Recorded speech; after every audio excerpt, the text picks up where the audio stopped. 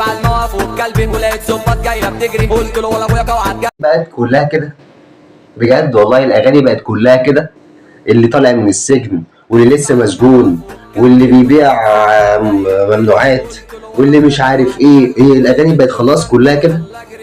الله يرحم زمان بجد والله، الله يرحم زمان. زمان لما كانوا بيقولوا جوان وسجارة جابت سيجارة ومع حباية ومعرفش ايه، في واحد جه وقال لا الاغاني دي لا ما ينفعش عشان خاطر اولادنا في البيوت. تمام. طب والاغاني دي؟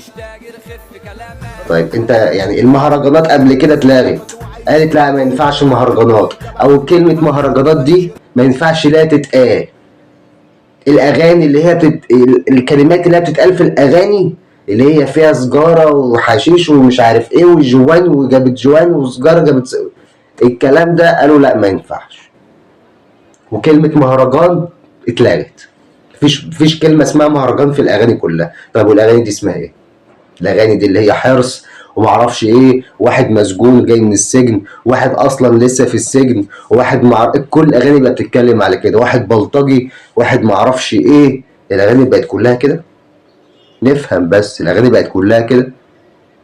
كل ما افتح الفيسبوك اليوتيوب التيك توك اي منصه من المنصات الاقي فيديو، الاقي اغاني شبه دي.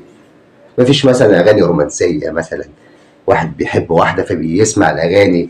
الاقي مثلا واحد مثلا بيسمع موسيقى هاديه، لا، كل الاغاني الدب والرزع والمرمطه دي. بجد والله الاغاني بقت كلها كده. مفيش اي. هي الاغنيه بصراحه عجباني، انا بصراحه حبيت الاغنيه، بس مش كده. مش كل الاغاني تبقى كده. ايه كل الاغاني كده على اليوتيوب على التيك توك على الفيسبوك على اي منصه من المنصات؟ مفيش خالص كده. اي اغنيه حلوه لذيذه كده في اللذيذ زي بتاع زمان. الله يرحمك يا حاج محمد فؤاد، الله يرحمك، الله يرحم ايامك.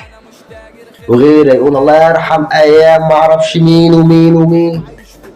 بجد لا ما ينفعش الاغاني دي تبقى كلها بالشكل ده، مع احترامي للناس كلها طبعا.